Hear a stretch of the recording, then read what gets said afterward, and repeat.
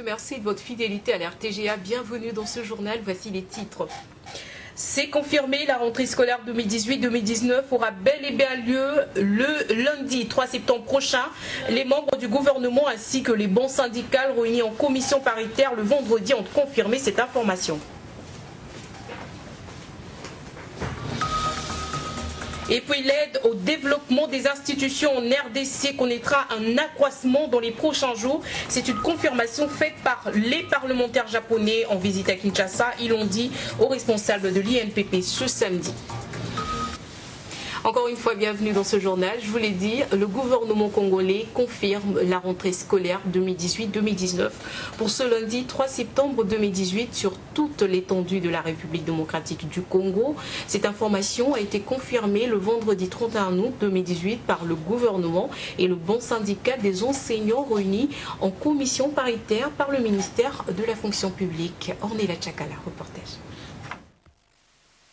La rentrée scolaire 2018-2019 aura bel et bien lieu le lundi 3 septembre sur toute l'étendue du territoire national.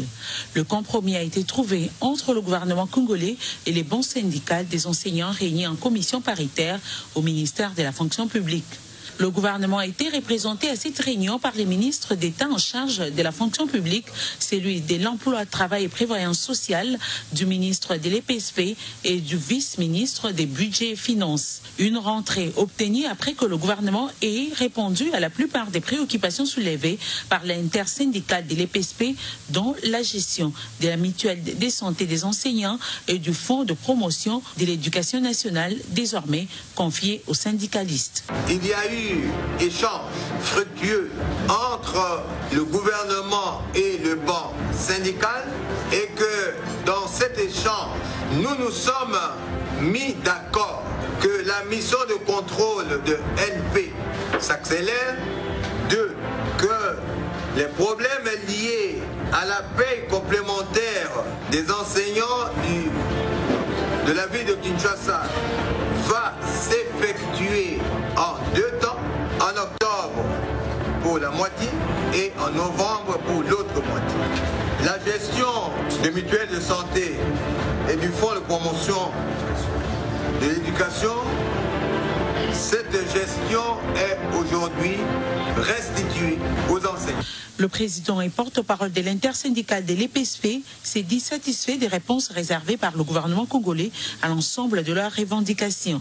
Marcel Nyongo a profité de l'occasion pour appeler les enseignants à reprendre les chemins de l'école le 3 septembre prochain. Quant à la rentrée scolaire 2018-2019, nous invitons les enseignants de reprendre le travail dès ce lundi 3 septembre 2018 et que les parents envoient les enfants à l'école, quel que soit l'uniforme qu'il a. Les autres questions liées à la prime spéciale des inspecteurs et à la caisse des retraites des enseignants seront débattues lors de l'atelier résidentiel prévu la semaine prochaine au quartier Bibois dans la commune de Lancélé. La rentrée scolaire aura bel et bien lieu le lundi 3 septembre prochain sur toute l'étendue du territoire national en général et dans la ville-province de Kinshasa. En particulier, la confirmation est de Madame Thérèse Olinga, ministre provinciale de l'Éducation, qui rappelle aussi la campagne d'inscription gratuite des enfants à l'école qui est en cours. Suivez-la. La rentrée scolaire, c'est bien ce lundi 3 septembre, 7 h du matin. Les gestionnaires, je suis passée dans quelques écoles, j'ai vu que les dernières consignes sont en train d'être données. Il faudrait que vous soyez là. Merci aux enseignants pour leur esprit d'abnégation. Nous ne les dirons jamais assez. Bravo aux gestionnaires qui se mettront toujours disponibles pour rendre ce grand service à la nation. C'est un service, hein. C'est vraiment de l'apostolat parfois, il faut le reconnaître. Bravo aux parents qui se préparent à cela et surtout vivent ces jeunes qui se prêtent déjà à rentrer à l'école. Je voudrais rappeler que nous avons lancé la campagne d'inscription gratuite en direction de... D'abord, toutes les inscriptions et réinscriptions sont gratuites. Et particulièrement l'inscription des élèves de 6 ans, 7 ans. Vous en connaissez un qui traîne. C'est un devoir pour cet enfant d'aller à l'école. Je voudrais rappeler aussi que nous sommes en pleine période politique, hautement politique, avec les élections qui s'annoncent à l'horizon. Les classes, les établissements scolaires ne sont pas des lieux de réunion politique. C'est banni. C'est vraiment banni. Ici, c'est pour l'enseignement, ici, c'est pour la formation. C'est un bien commun, c'est un temple qu'il faut protéger. Et donc, il est strictement interdit, je relais l'instruction du gouverneur de la ville, il est strictement interdit au chef d'établissement d'ouvrir les portes aux activités politiques sur les espaces scolaires. Protéger donc cet endroit. Bonne chance à nos enfants. Allez, les bleus-blancs. Devant, nous allons et donc nous retrouver le 3 septembre et j'espère que nous allons avoir une très belle année. Et toujours dans le même chapitre, les parents de la province du Congo central sont appelés à envoyer leurs enfants à l'âge scolaire à l'école. La campagne d'inscription des enfants de 6 et 7 ans a été lancée ce samedi à Matadi. Pierre Winkantimba pour les détails.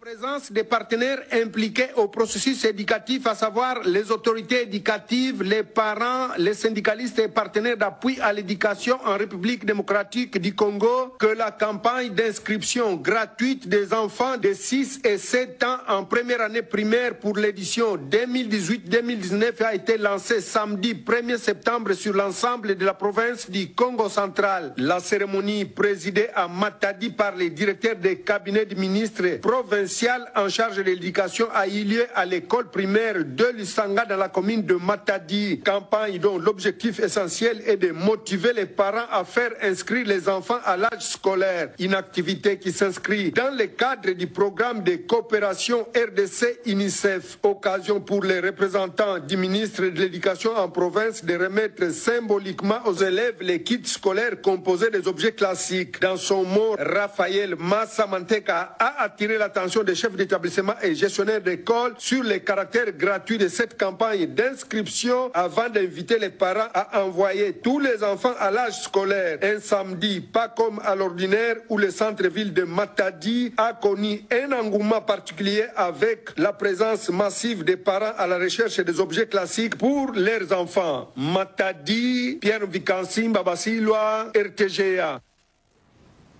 Et toujours en page d'éducation, un diplôme d'honoris causa sera décerné dans les jours à venir au chef de l'État Joseph Kabila Kabange. C'est le vœu exprimé par le secrétaire général académique de l'Université de Kinshasa au cours de la cérémonie de collation des grades académiques aux 1511 lauréats, dont 43 docteurs à thèse ont été déversés sur le marché de l'emploi. Richard Chako. Tout est bien qui finit bien, dit-on. La première session de l'année académique 2017-2018 à l'Université de Kinshasa a vécu avec la cérémonie de collation des grades académiques.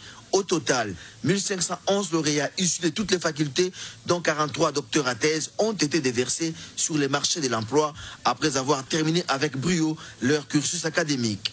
Des diplômes leur ont été décernés des mêmes autorités académiques en présence du représentant du ministre des Dessus et du directeur des cabinets du chef de l'État. L'honneur est revenu au recteur de l'UNIKIN, le professeur Daniel Ngoma-Yanzouzi, d'inviter la communauté estudiantine à conjuguer plus d'efforts pour faire de cet alma mater un creuset de savoir et un centre d'excellence. Pour sa part, le secrétaire général académique, le professeur Célestin Moussa Okalombo, a rassuré que les recommandations des récentes journées scientifiques organisées sur les défis du développement de l'UNIKIN seront considérées comme une boussole pour redorer son image. Il a profité de l'occasion pour émettre le vœu de décerner au chef de l'État, Joseph Kabila Kabange, le diplôme d'honoris causa pour l'acte courageux qu'il a posé sur le plan politique et son implication pour le développement de l'enseignement au pays. Avec les personnels enseignants dont elle dispose, l'Université de Kinshasa a été en mesure de couvrir l'ensemble des programmes de cours dans 12 facultés et 71 départements, bien entendu, y compris les préparatoires. Au cours de cette année académique, l'Université de Kinshasa a organisé des enseignements et la recherche dans 12 facultés. Le rendez-vous est donc pris au mois d'octobre prochain pour l'ouverture de l'année académique 2018-2019. Et puis dans un autre chapitre, Emmanuel Ramazani Shadari a le soutien total des jeunes représentant les 26 provinces de la RDC. Ils ont promis de l'accompagner comme candidat du Front commun pour le Congo. Ces associations socio-culturelles de la jeunesse du Congo réunies ce samedi au stade Vélodrome de Kintambo, ici à Kinshasa, ont aussi honoré le président Joseph Kabila Kabange pour le respect de la Constitution. Chroniquez beaucoup. Les jeunes représentant les 26 provinces du pays se sont réunis ce samedi au stade Vélodrome pour rendre hommage au chef de l'État Joseph Kabila Kabange pour sa décision légendaire de respecter la Constitution et de consolider la démocratie congolaise. Ces associations socio-culturelles de la jeunesse de la RDC ont également déclaré leur soutien au choix du chef de l'État porté sur Emmanuel Ramazani Shadari et promet de le soutenir jusqu'à la victoire électorale à la présidentielle de 2018. La jeunesse congolaise prend acte de cet engagement et considère désormais fièrement Joseph Kabila Kabange comme un modèle pour les jeunes du monde entier et les pères de la démocratie. La jeunesse congolaise salue les choix du dauphin désigné derrière cet acte afin de pérenniser les acquis de la révolution. Le ministre Félix Kabange Numbi, membre du Front commun pour le Congo qui a présidé cette manifestation, donne ici le sens de cette journée. Il a dit, il a fait, il a respecté la Constitution. Il devient ainsi le modèle du nouveau leadership africain. Il devient ainsi le père de la démocratie congolaise. Et le président de la République, pour aller vers les élections, ayant partagé sa passion pour le Congo, il a créé le FCC, le Front commun pour le Congo, qui est cette grande coalition électorale que nous allons amener aux élections avec un seul candidat. Et ce candidat qui a été choisi, ce candidat qui a été désigné s'appelle Emmanuel Ramazani Shadari. Emmanuel Ramazani Shadari peut désormais compter sur tous les jeunes de la majorité présidentielle et du FCC pour remporter la présidentielle de décembre 2018. Et puis sachez que le Grand Équateur soutient totalement la candidature d'Emmanuel Ramazani Shadari à la présidentielle de décembre 2018. Toutes les forces sociopolitiques de cet espace ont été au rendez-vous le vendredi, communion avec le candidat du FCC autour d'un repas. C'était au fleuve Congotel ici à Kinshasa. C'est un reportage de Simon Kabamba rendu par Neftali Bomtala Osseni. Un vendredi mémorable pour les filles et fils du Grand Équateur qui ont manifesté leur soutien politique au candidat président de la République du FCC, l'honorable Emmanuel Ramazani Shadari. Le joli cadre du Congo Fleuve Hotel a dû refuser du monde à l'occasion de cette réception des hautes factures. Tout ce que Mongala, Équateur, Nord-Ubangui, Sud-Ubangui et Chuapa comptent d'utile ont été présents. Des Kengo Adondo à Liota, en passant par Wivid Moleka, Janine Mabunda, Jean-Pierre Liaou et autres cadres des partis de FCC, personne n'a manqué. Parlant au nom de cette communauté, le sénateur Edouard Mokolo Apongo a salué le choix du chef de l'État et a respecté sa parole donnée avant de brosser en quelques mots les qualités du dauphin. Mokolo Apongo l'a exhorté à ne jamais oublier l'Équateur s'il était élu. Ce à quoi a répondu favorable l'heureux invité du jour qui connaît parfaitement cet espace géographique congolais ainsi que ses défis.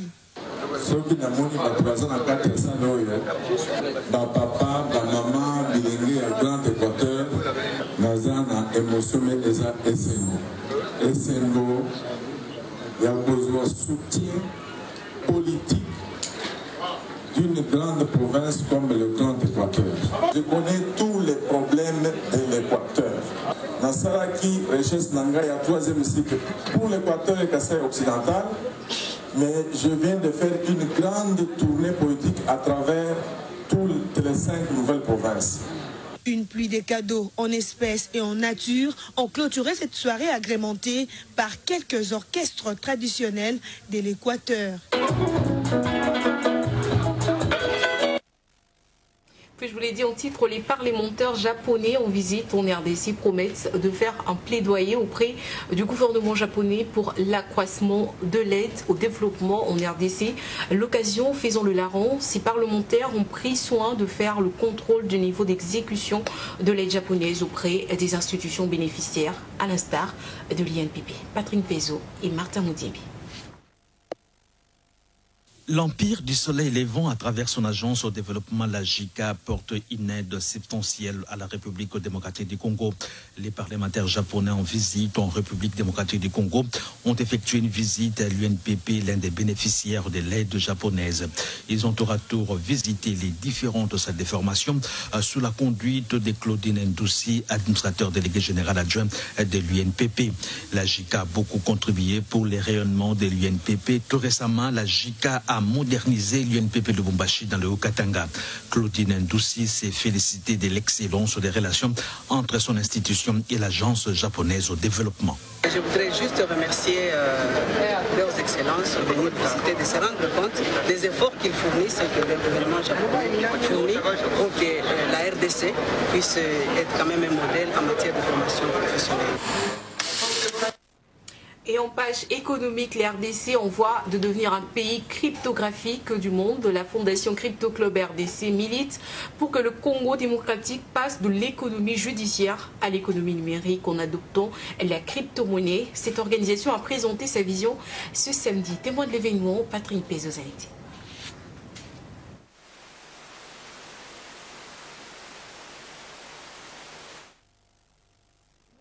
Congo.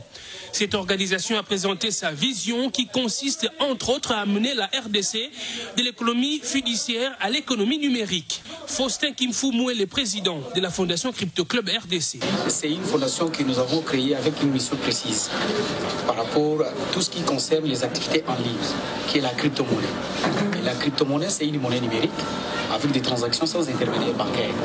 Et au moment où nous parlons, la crypto-monnaie a commencé depuis 2009. À travers la première monnaie qui est le Bitcoin. Et notre record, c'est d'aider les peuples congolais.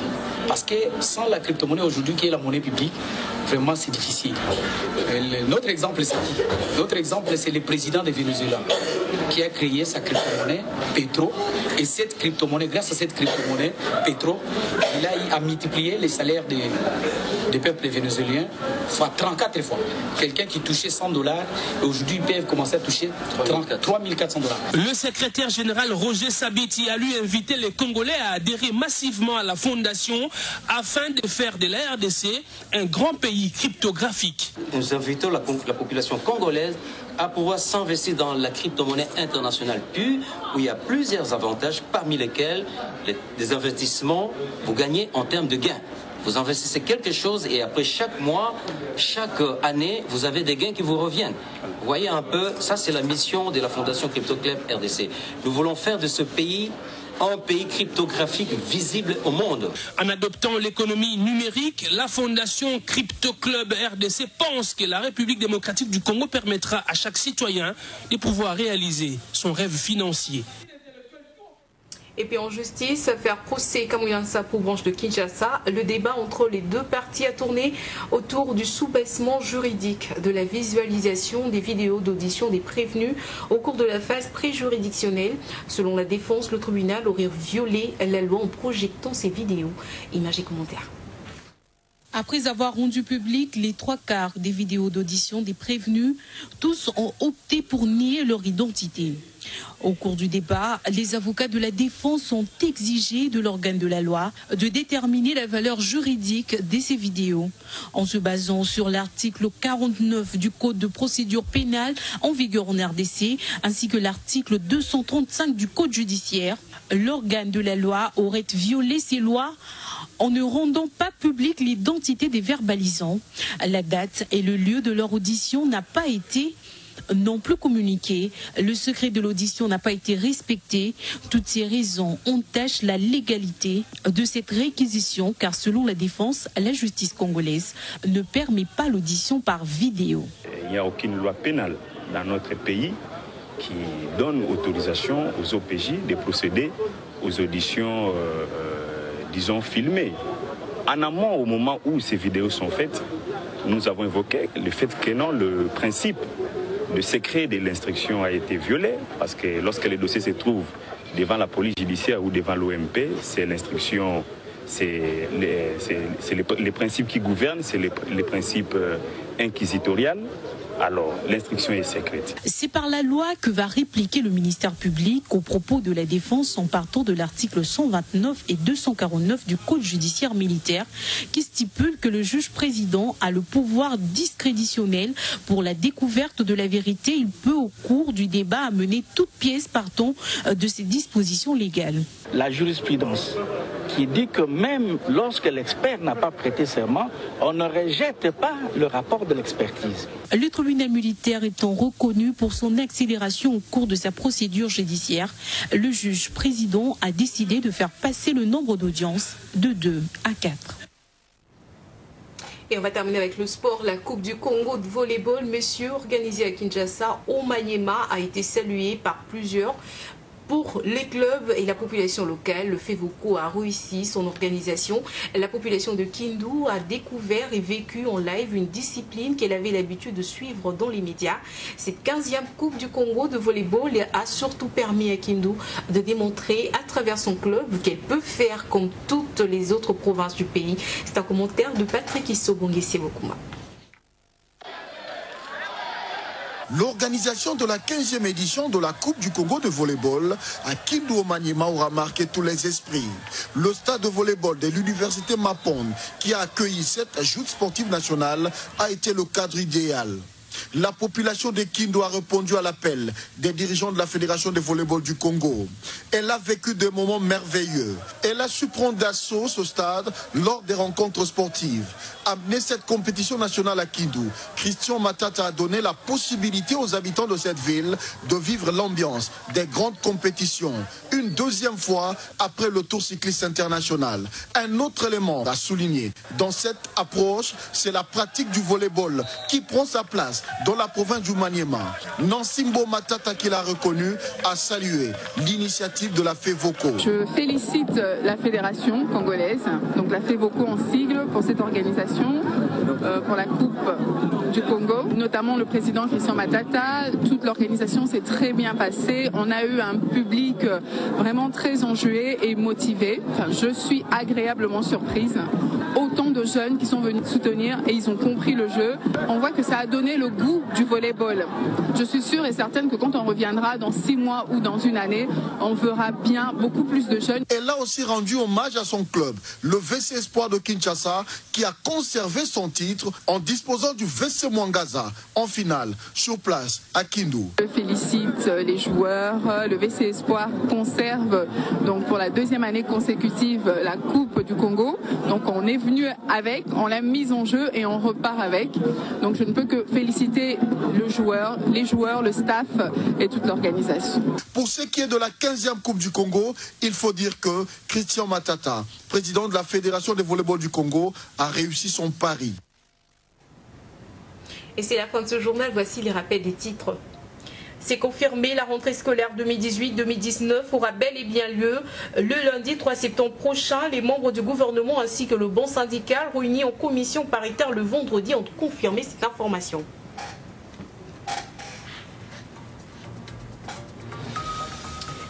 Et puis l'aide au développement des institutions en RDC connaîtra un accroissement dans les prochains jours. C'est une confirmation faite par le parlementaire japonais en visite à Kinshasa. Ils l'ont dit aux responsables de l'INPT ce samedi. Fin complète de ce journal. Mesdames, Messieurs, merci de l'avoir suivi et très bon week-end. Au revoir.